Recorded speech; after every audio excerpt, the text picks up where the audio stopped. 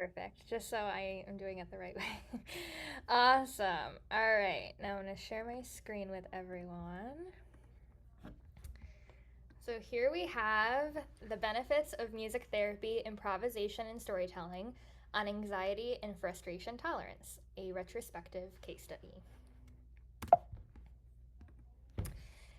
So originally, it took forever to pick my thesis topic. I wasn't quite sure what I wanted to do for the longest time. And um, I'll eventually get into talking about my very first time working with this client, but um, once I had my very first session with him, I knew that I needed help figuring out how best to work with him, and I realized that storytelling and piano improvisation were going to be two things that could really help with his anxiety and frustration tolerance.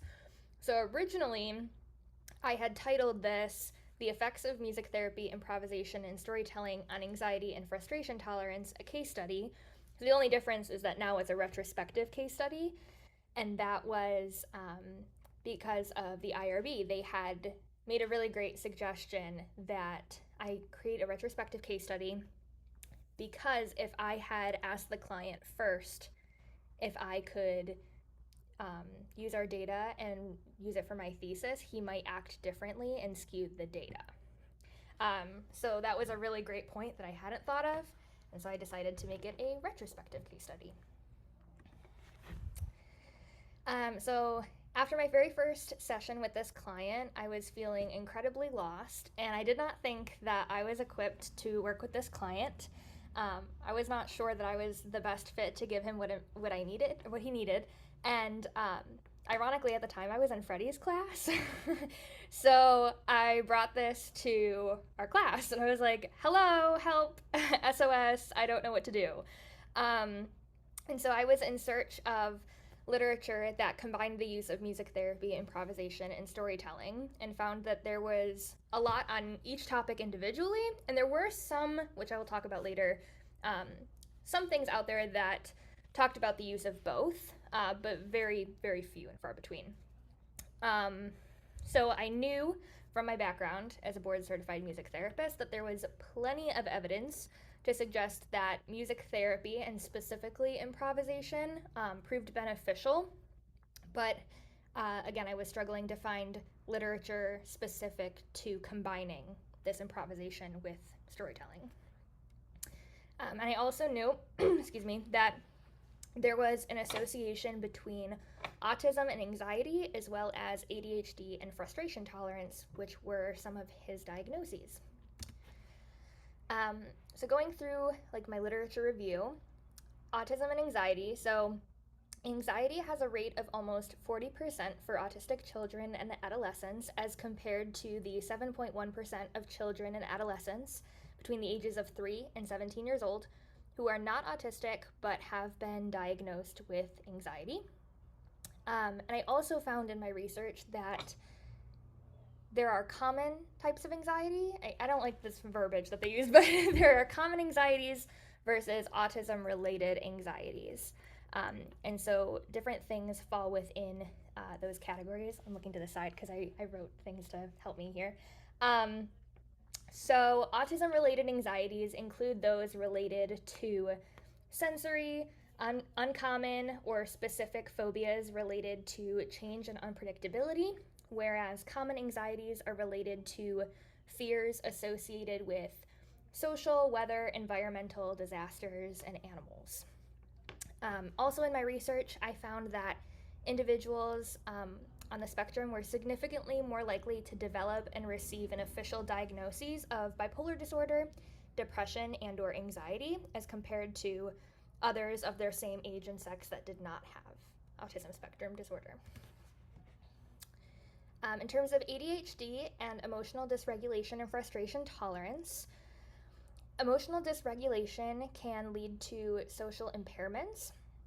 And research shows that both males and females with ADHD can have emotional dysregulation, including behavioral dysregulation and a slow return to emotional baseline, which is definitely something that my client struggled with for sure, especially in the beginning of our time together.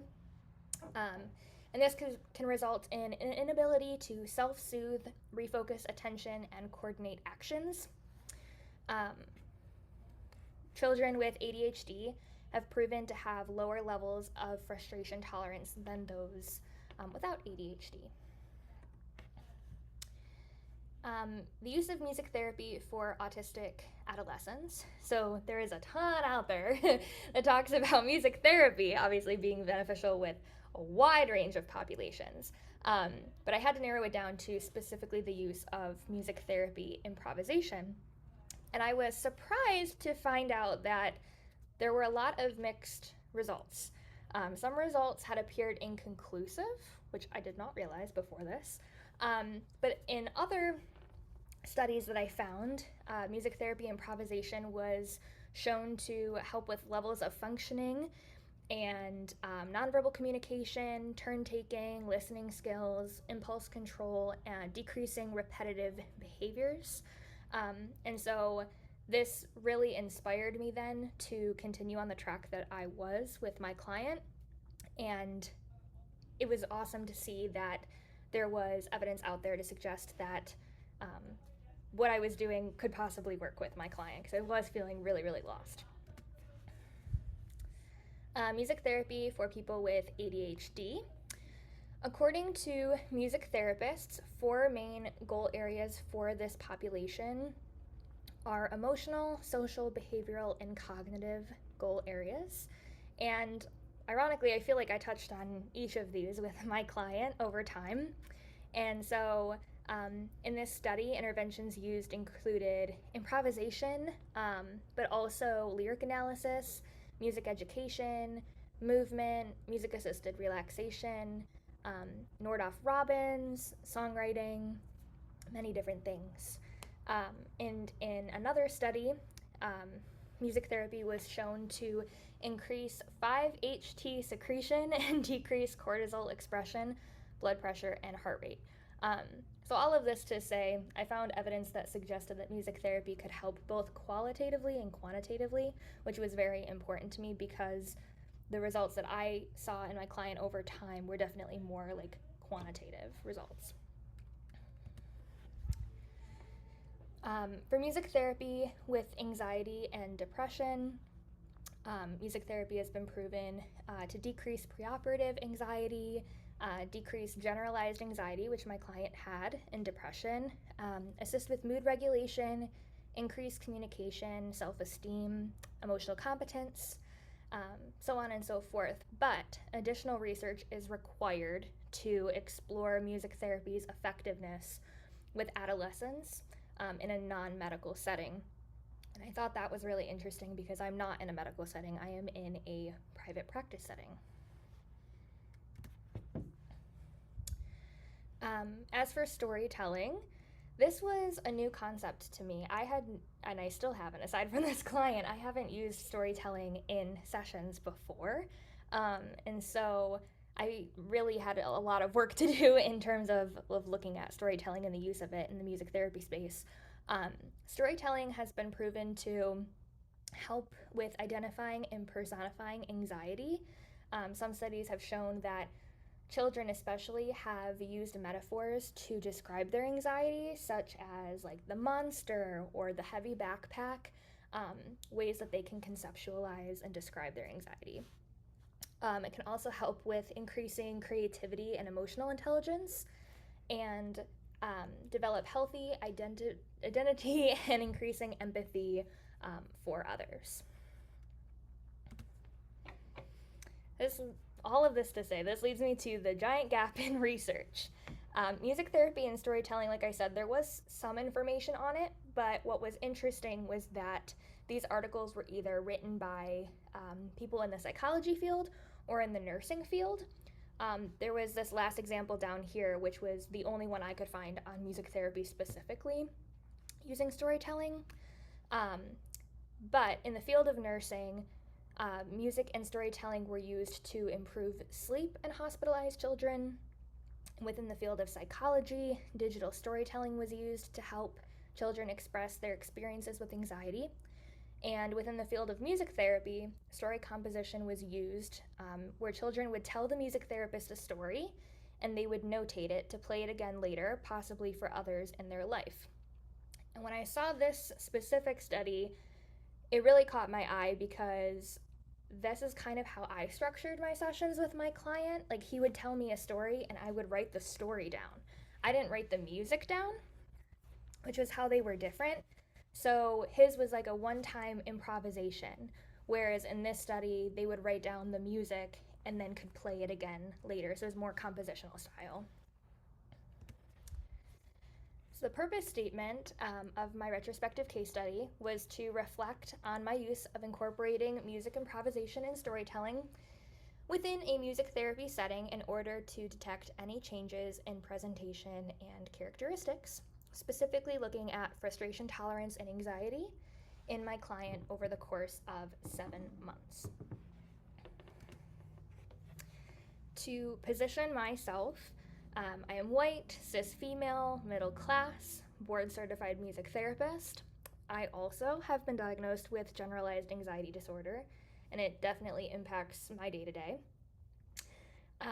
Chronic depression as well. I was diagnosed with that right before working with this client, so it was something that I was navigating at that time. I am a musician, and personal struggles that I face are feeling out of control, feeling like I need to be perfect, or this idea of being a perfectionist, and my desire or my preference to have a routine. I really thrive on a routine and structure, which I'm sure Sue can tell you all about. So my client, Justin, he is male, white. He was 11 years old at the time of the study. I do still work with him today. Before he was referred to music therapy, he had been diagnosed with autism, ADHD, and generalized anxiety disorder. What I did not know prior to this session, I did not get his client intake form with as many details as I would have liked before our first session. After that first session is when I received more information about him as it pertained to his aggressive behaviors and his experience in ABA and art therapy.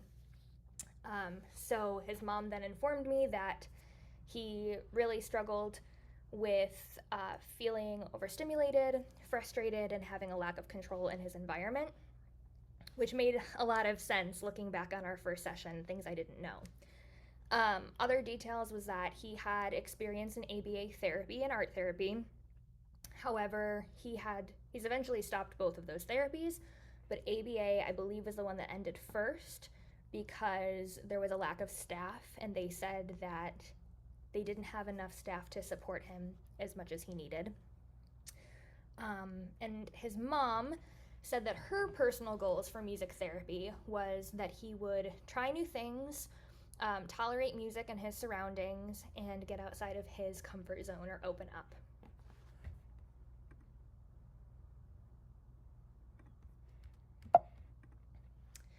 Okay. Setting, I am in a private practice setting in St. Petersburg, Florida. In my office, there are 3 rooms, and we ended up using all of these rooms at one point or another. He only had one session that was on Zoom. The sessions took place from July 28th to February 29th, and initially my goals were to increase rapport building and safety, tolerate new surroundings, and increase emotional awareness. Eventually, I was able to move on from this and work on other goals such as increasing self-expression through musical games, storytelling, and music improvisation, and increasing frustration tolerance. Within the first 5 sessions, I learned a lot about how my initial approach was not working with this client. I, in the beginning, always came in with a plan. The first 5 sessions were very much me coming in with a plan and kind of telling him what we were going to do, as opposed to collaborating with the client more as I did over time. So within the first few sessions, we focused on songwriting, but I use that term loosely because we would write song lyrics, and then when we would go to put those songs to music, he did not want that. So they were almost kind of like poems. It was during this time that I realized that he struggled with allowing others into his space. He would oftentimes say, like, I don't like that, or only me, or I'm not doing this. And he would often like have his mom come into the room to help him regulate himself. Within sessions 6 through 9, I began to let go of my plan and my idea and really collaborate with the client more. So I would ask him if he would like to select the first game of the day, which he always picked Egg Shaker Hide and Seek. I don't know why that was his favorite. That was just his favorite. And then I began to incorporate improvisation into the sessions. First, they started as just regular improvisations without a prompt, so non-referential. But as time progressed, they became referential. So I would give him a choice between like a superhero theme, an animal theme, or the best day ever, and then he would select one. So he still had choice in the session, but I was structuring it still slightly. It was also during this time that I asked to join his space musically. I didn't assume that I could, and I found that that was a much better approach because then he would allow me to play an instrument alongside him. In sessions 6 through 9, also 6 through 9, we continued these improvisations, and he also advocated for himself at the end of session 9, which I thought was really important. Instead of telling me, like, I'm not doing this, he would say, can you listen, or is it okay if you don't play an instrument? And I was like, yes, thank you for letting me know. In sessions 10 through 16, session 10 was a little bit different because that was our telehealth session, and I noticed that he really struggled during that session with staying on task. He needed a lot more encouragement and redirection, but I attributed that to it was just a different setting. It was different for him, and his mom had warned me that she didn't know how he was going to do with telehealth, so that was understandable. In session 11, he mentioned that music therapy is my favorite therapy, and so I thought that we'd come a long way already in just 10 sessions, from him not necessarily wanting me in his space to really being open to the therapeutic process. He also began asking if we could take turns making music together, which was a new development. In sessions 10 through 16, he started to create improvisations that had deeper themes. So in session 14, he talked about the power of friendship, where he identified his anxiety, what causes his anxiety, which he identified as feeling unprepared, and how his friends help him to overcome that anxiety. He did have a couple of outbursts. I'm hesitant to use that word, but there were a couple of instances during these sessions where he struggled to communicate again, but we were able to adapt and talk about what exactly was a trigger for him in that moment, and we were able to work through those together. Within sessions 17 through 19, we started to create improvisations based off of emotions. So we started with anxiety and anger because I noticed that those were two that he was really struggling with at that time. And through improvising on the piano, he was able to identify what anxiety and anger sounded like to him. And he was also able to identify coping skills that he could use when he feels these emotions, such as deep breathing and asking for space. Session 20 was a very big turning point for him. He had, the day before our music therapy session, there was an incident at the aquarium where like security was involved, and it was something that he was very open about. He brought to this session, he told me all about it. He said that he felt frustrated, he felt angry, and he felt frustrated, and he was able to describe to me what his bodily reaction was in that moment, And then he was also able to take a step back and say, I felt frustrated and I could do this instead next time, which was huge. He had never done that before. He also said a quote down here at the very end where it's hard for me to say with words how I feel. And that was a really great conversation starter for us to say, like, you know, I struggle with that too. And how was the music helpful to you in this moment? He noted that feeling unprepared was a huge trigger for him and causing him anxiety. He stressed the need for a schedule or a routine. And this was something that I think we talked about in the beginning. I struggle with this too. So it was kind of a bonding point for both of us to talk about our struggles together. Not like me inserting myself in the therapy session, but also validating his feelings through conversation. During sessions 25 and 26, I began to create check-ins with him, basically saying at the beginning of session, on a scale of 1 to 10, how are we feeling today? And every day was different, but this gave me a great indicator of where are we starting at the beginning of our session, and then through our improvisation and our storytelling, how are we feeling at the end of our session?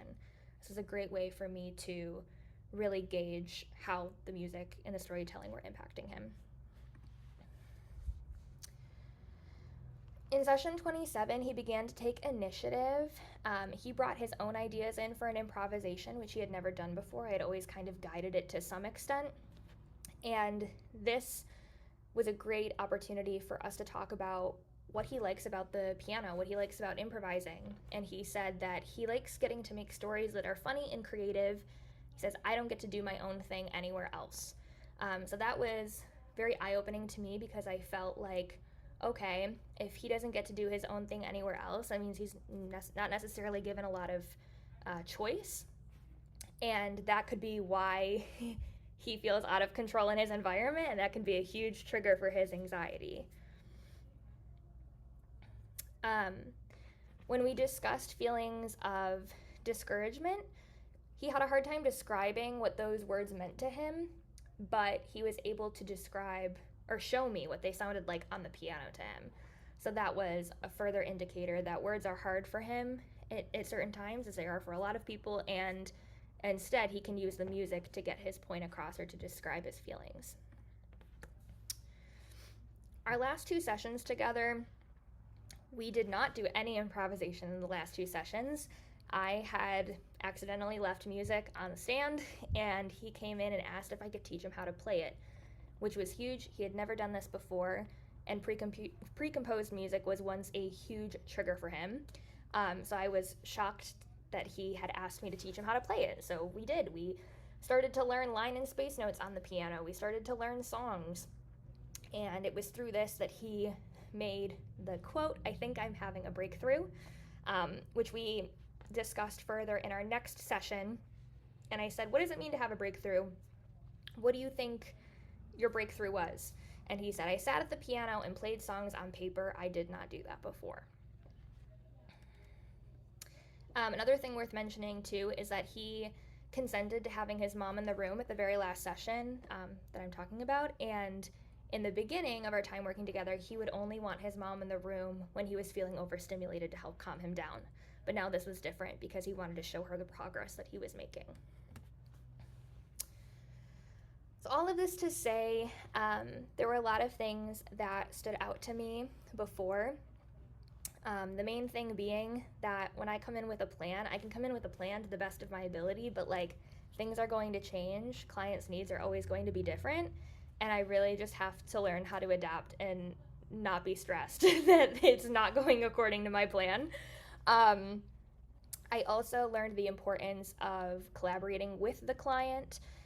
I learned the importance of taking on more of a listener role and asking clarifying questions instead of just assuming things or inserting myself in the space.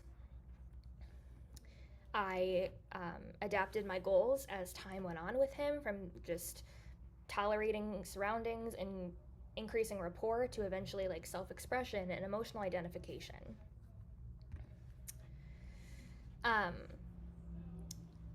Having that huge moment in session 20 where he talked about his triggers and his emotions and coping skills that he could use next time, that that was a really big moment, not just in terms of identifying an emotion, but being able to talk in a calm manner and not resort to like leaving the office or throwing things or lifting things in the air. He was able to sit down and say, "This is how I felt. This is how I feel now." And I maybe didn't act in the most appropriate way, but this is what I can do next time instead, and this is how I learned from it. Um, I also realized that the importance of just having him explore. Like, there's so much to be said for just exploring and um, letting like the client take the lead. He had said that he didn't get to do this anywhere else, and he likes getting to make stories that are funny and creative, and it allowed him the space to just be a kid and play and not feel like he has tasks to do in music therapy. The conclusion is that music therapy, improvisation, and storytelling may be a beneficial approach for increasing frustration tolerance and decreasing anxiety. However, further research is encouraged for greater understanding in this area. Any questions? Thank you for your presentation, Cara. I don't know who to start with first. Maybe, Freddie, you'd like to go first? I often ask Katie, but Freddie, would you like to go first?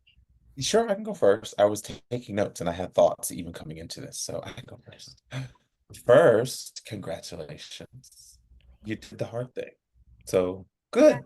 I talk a million miles an hour, yeah.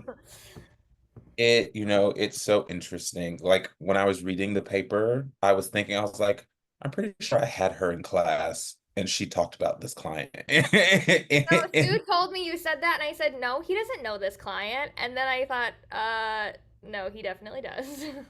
Yeah, I was like, I remember because I think we were having conversations about like parsing out some of the understanding of how he understands his anxiety.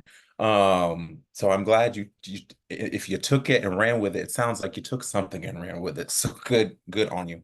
Um, I think something that stuck out to me when I was reading the paper and even in hearing some of the discussion now is um I wanted to know more about you throughout the process, right? Like we heard a lot about what was happening for him going through session to session, and it's very clear that through your work, he was able to start to understand the effects of anxiety on him and like what anxiety maybe asked of him in certain situations, like the aquarium, in situations where he didn't want to play with you, or he was like, no, this is just me alone.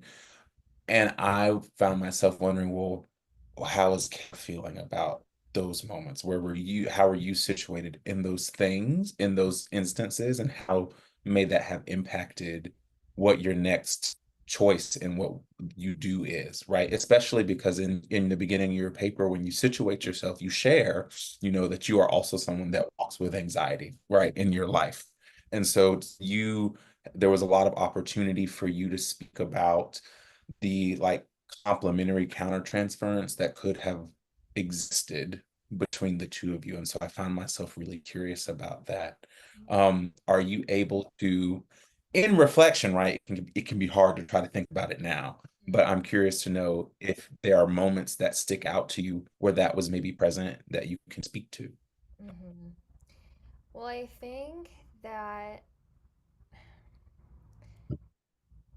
especially in the beginning when I was really struggling to like communicate with him and find something that was going to work, I took everything super personally. Like when he would say like no, just me, I'd be like, okay, like like, and I would get really down on myself of like, I don't even think I'm doing anything. Like this isn't helping. I don't, and I that's kind of what led me to feeling like very unequipped to work with this client. Um, which now looking back, I mean, I had all the tools that I needed. It was just figuring out what was going to be applicable to this client. Um, and so I think that definitely impacted how I reacted like throughout the sessions, and especially in the like it took me the first 5 sessions to realize like, okay, you keep coming in with a plan, clearly that's not working, like let's switch it up. um, so there were definitely times where my own anxiety got the best of me and I wanted to like keep pushing forward with what I wanted to do, but then I kind of had to let that go and ultimately realize like there is so much value in client collaboration, and ultimately like he is giving me all of the signs of what he needs. It's up to me now to like take what he's giving me and like work with that. Mhm. Even as you say that, there's such richness in what you just shared, right? Even when you say, I felt so unequipped, I'm like, is it in the same ways that he would say, I feel unprepared when things happen or when things change Mm-hmm. for him? Then, like, when I hear you say those things, what I envision is like, given that you're much older than him, right? You are an adult in his eyes, like, you come across through that share as like, what could be what could he have an opportunity to be as he gets older, right? There are going to be times where he goes into life and wants a plan and tries to implement said plan, and the plan won't always work the way it needs to work. And so it's the idea of I also have to learn how to let go, right? So I think that feels really meaningful. And so I would encourage you to, in your revisions, maybe see if there's more space to write about your experiences in working with him. Because Yeah. I think it can speak to maybe some parallel process that might have happened, maybe some ideas of like, this is the importance of lived experience, right? Because our whole program speaks to like the importance of like the identities we bring into spaces Yeah. as therapists, how that impacts the work, like it impacted your work, right? Mm-hmm. Like you had to let go, you had to Yeah. say, I can't have plans all the time. Like you'd come, well, I remember you coming to practicum and saying, I have my plans and they don't go the way I want. And I say, okay, now what? I would say we're gonna So try it again. don't forget. Everyone's like, you don't have to. Yeah. And so I think that information is helpful for us as readers, and it's helpful for anyone that wants to continue this work, right? And it's probably also helpful for you to reflect on because you're still working with him Yeah. and to see like where can this work continue to go. Hmm. Um, I have more thoughts, but maybe I want to share and open up for other people to respond and say their own thoughts. Over to you, Dr. Beckham. Okay. All right. Yeah, great job. I thought it was really interesting. So I don't know if Stu told you, but my I'm like in special ed, so autism is obviously something I'm very interested in and passionate about. And um, when I teach the special ed classes on campus, I'm always telling the students like, you're gonna have a lesson plan. It's probably not gonna work out, Yeah. right? It's like you're gonna have those students who like there wasn't donuts offered for breakfast today, and that's what was on the lunch menu, and that's gonna ruin the whole day. And maybe your lesson plans were great, but yeah, it just doesn't Mhm. always work out. It's no reflection of you. So I thought that was really interesting. I thought your lit view was really thorough, so great job on that. I also thought that you were really self-reflective, which I thought was awesome. Like the way you were able to be like, this isn't working. I need to change something instead of just being like, nope, this is what we're gonna do, and we're gonna push forward and we're gonna make it work. I thought that was awesome. Um, I also how you said how your client said like it's hard for me to say how you feel. I like underlined that in your paper and I was like, wow, that's huge. I think like you have adults who don't have a diagnosis of anything who can't say those words. You know what I mean? Who can't. Yeah. So when like he said that, I was like, oh my gosh, like same kid, same. Yeah. Um, but yeah, I thought you did a great job. I was curious, how long are your sessions? Are they like an hour or 45 minutes or? Well, so that's actually interesting. In our very first session, when it was with him and his sister, which I didn't really talk about her, but she's only in that first session with him. That was an hour. From then on, our sessions were once a week for a half an hour. Um, Okay. And then, like, I guess to give you context now, because I'm still working with him, we eventually went from 2 times a week at a half an hour each, and now we are at 1 time a week for an hour. So it's just to show like Okay. the trajectory of our work together. Yeah. Awesome. That's awesome that he's able Yeah. to even attend for that amount Yeah. of time now. It's really cool. Yeah. Um, I was curious too about his sister, because how in the beginning, like you had this session together and you said like you didn't know both of their diagnosis. So that's why I was like, oh, is she on the spectrum as well? Or She is on the spectrum as well. I no longer work with her. I was seeing her at the same time. Honestly, the entire time I was conducting the case study, um, it was right after that she ended up getting discharged. But yeah, I was working with both clients individually, which was kind of hard having a dual relationship with two siblings. yeah, But we also did completely different things. Two totally different kids had two totally different needs and two totally different forms of music therapy. So, that's really cool though. Yeah. Um, what were some of my other questions? And this is just me like wondering as I was reading. yeah. Why, and this is also me as special ed, like wondering why was ABA and art therapy stopped? Well, so I'm not sure about art therapy. I never really got an answer. I don't know if it just wasn't a good fit for him or what. ABA therapy was the one where they stopped it because of a lack of staff. And Oh, they kind of implied like negatively in a way to me, like they were saying he's really strong and we don't have enough staff to work with just one kid at a time. um yeah, it kind of sounded like they weren't equipped to handle him and his yeah. behaviors, which I didn't like the way they worded that, but that was kind of like the Yeah, response I got. yeah, that's really kind of weird. Yeah. But no, I thought you did a great job. Great. Thank you. I just have a couple of comments because you know I'm going to, No, right? of course so. Even though I've been there the whole time. But as you were presenting, I was struck by a couple of things that maybe were just in the presentation and not in the paper, but we'll have to go back and check. So Okay. two of the things you're going to need to remember to do is to follow what was just commented on here. So like going back and saying the length of time of the sessions Mm-hmm. and the frequency of them. And then putting in some of that self-reflection stuff. Yeah, I'm writing this down. Well, and you've got this video Yeah, for yeah. exactly that reason. But there were a couple of things. I found that you were switching between person first and identity first language. Okay. And I feel like in the paper it stuck to identity first language. Yeah. And then in here you started talking about individuals with ASD, and that felt weird to me. Yeah, I can So understand. just check that you haven't switched in and out.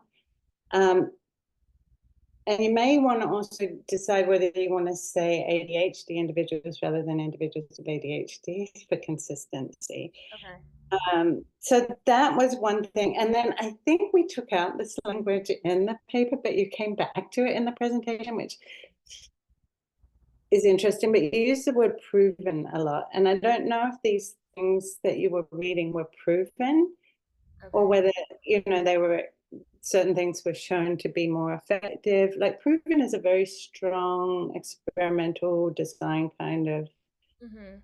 you know, statistical significance kind of thing. And I don't think the articles that you read sort of brought it to that level. So I'd be careful with the word proven. So go back and check and see if you have that word. I think I marked it every time and got it out. Okay. But in your It's head, you possible that think when I just proven. like talk out loud, yeah, that's very true. Yeah. And then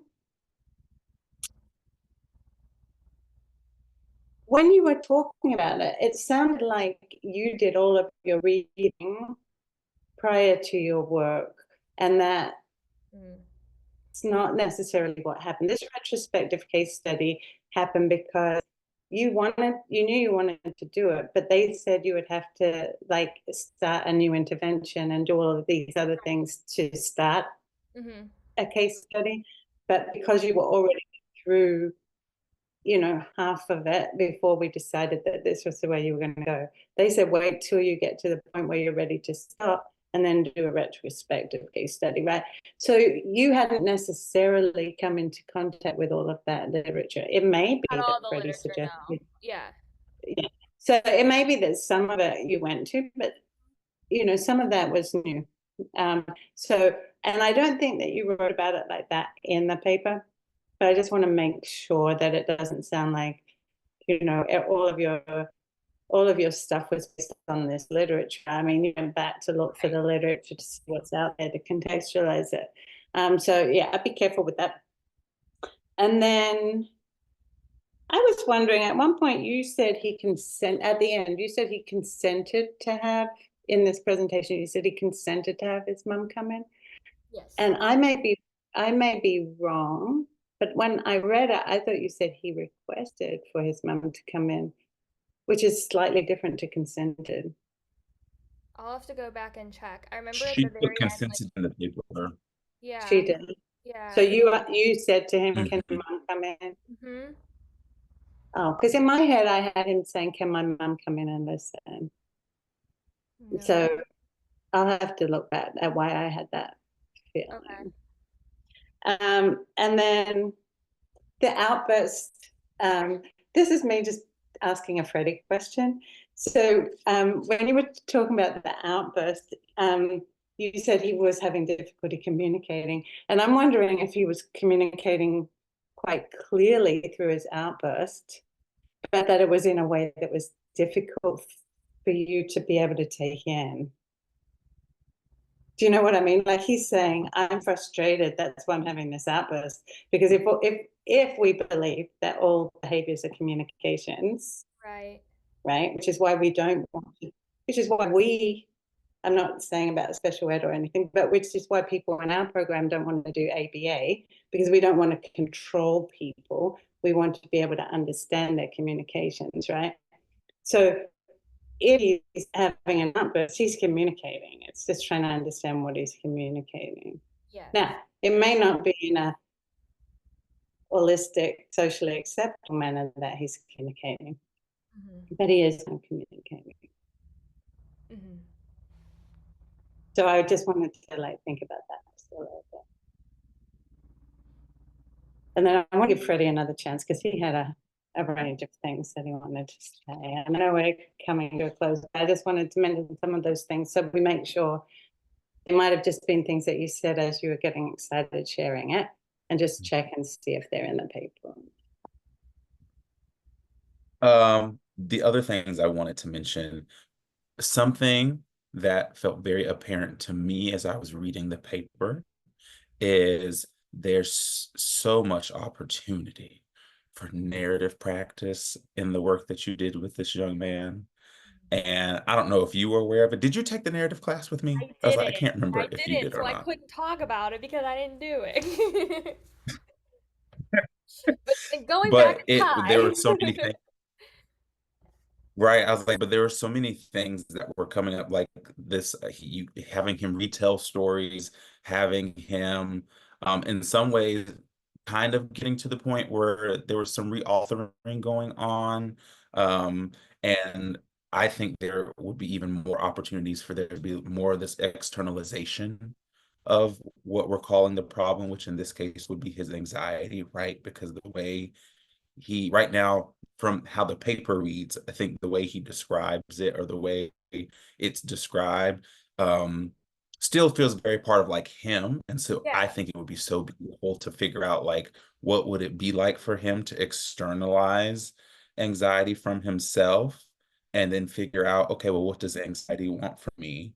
When are moments when anxiety has asked me to do something and I've given in? Or what has it looked like when I've withstood what anxiety wanted me to do? Right? Like anxiety wanted me to have an outburst at the aquarium, but I chose not to do it on this day. What made that possible? Right? So being able to externalize that, I think, to see it in music, I think would be so cool to see. So maybe if there's room in the discussion, talk about if you were to do this again, or if you were to continue this, how that could maybe be incorporated into the storytelling aspect, I think would be really great. Okay, so externalizing his anxiety and yeah, can you repeat that one more time? Freddie will Yes, also, I you can. do have it recorded, but also Freddie can help you once you word it to see if you've worded it in a way I Okay. can as well, given my understandings of narrative therapy, but Freddie knows more because he's trained in it Right. more. Um, but I love it, Freddie. I love it as an idea. Yeah, I think, and then of course my analytic music therapy brain kicked in with the whole improv thing, and I was wondering, like, it sounds like he would pick piano a lot was his go-to Yeah. for a lot of the improvisations. Um, but I found myself wondering in some of the improvisations where he didn't pick piano, like if he did like the drum or the guitar or something else, like what those instrument choices may have represented for him, or even in the ways in which he would play some of those instruments, what that information is telling us, right? Sometimes he would name it, right? Yes. Like there was one improvisation you mentioned, and he was like, "Oh, I'm playing the higher up on the piano because it's happiness, and I'm playing lower stuff because that's what anxiety sounds like." So he can clearly articulate it, which is great. And so it made me wonder, ooh, well, what else is there in the musical? Like how he's picking instruments, the way he's playing them. So I was also thinking about Bruce's IAPs. I was like, ooh, how do those come play? But I don't want to throw too much at you. But it was just thoughts that I was having as I Yeah. was reading. Thank you. So at this point, I think we can say congratulations on completing everything. I mean, I think the longest thing of everything was actually deciding Hmm. on a topic. Yeah. So Oh, I think once you got there and you completed your case study, and did you hear what Dr. Leckerby said to you about the lit review? Mhm. How good does that feel after having to scrap the whole thing and start again? Yeah. It made it all worth it, right? Hmm. Excellent. And I didn't even pay her to say that. So excellent work. Thank you. Oh, I had one other thing. Okay, go Sorry, ahead. wrote it down. Um, Something that isn't explicitly named in the paper towards the beginning is sort of your ontology and your epistemology. So like how you're understanding things and like what is your understanding of reality and like how do we come to know things. Um, I think I can make sense of how it reads and like what makes sense to me. But that might be something to think about including. And Sue can probably help you talk through like what Yeah, makes the most sense in terms of because I think we did talk about it briefly, Sue, didn't we? In the begin or beginning. Yeah, and I think there were ways in which because it was a retrospective case study, I didn't bother too much about it, given Right. that it was a different kind of thing than a regular kind of research study. So yeah, I mean, you could talk about how people make sense of their world through stories, and kind of think about it in terms of he was writing stories, you're creating a story around your experience together. That really fits in nicely with the narrative therapy kind of understanding. But you know, and I think there's ways in which I talked about that when I did the article on Mary Priestley and the article on Clive Robinson's life and work. Is that I talked about how we narrate ourselves and how we're narrated and things like that. So there's a ways in which you could talk about that kind of way of understanding, is that as humans we tell stories. He was telling them, you're telling one. And that would be a nice addition in that kind of thing. That be because normally like your ontology and epistemology go like in the beginning, right? Or would I We say go in the method section. So when you're talking about doing this as a case yeah. study, Okay. so Okay. after it would be after your lit review before the actual case study. Okay. Um, Anyway, I'd like to thank everyone so much for their time. Yes. I know thank it was hard enough for us to find a time that we could all be together. But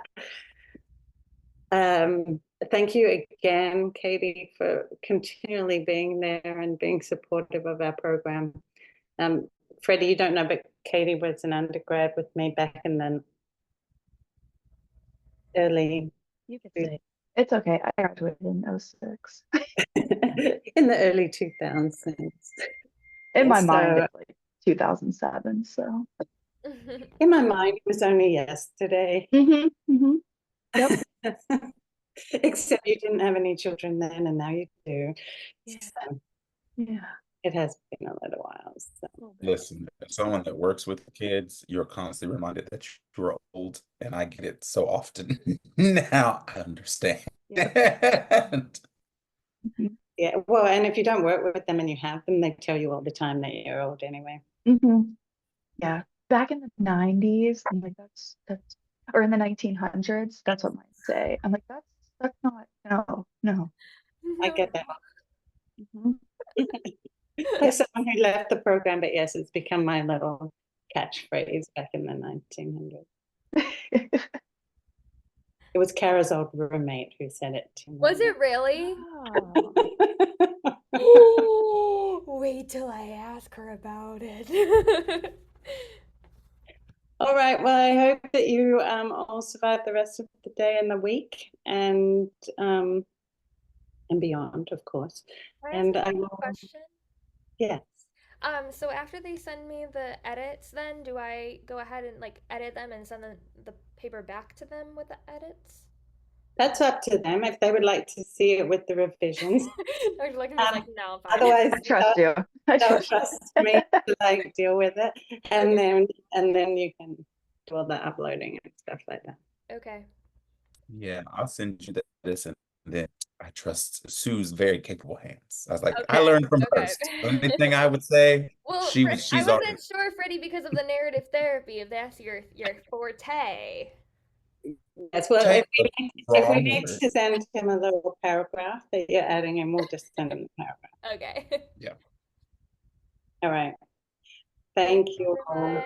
Or congratulations. Congratulations. Go Yeah. celebrate. Mhm. Oh, maybe at like 6:30 p.m. I had a full day yet to go. And Freddie, do you like have 2 minutes after this? Yeah, I do. Okay.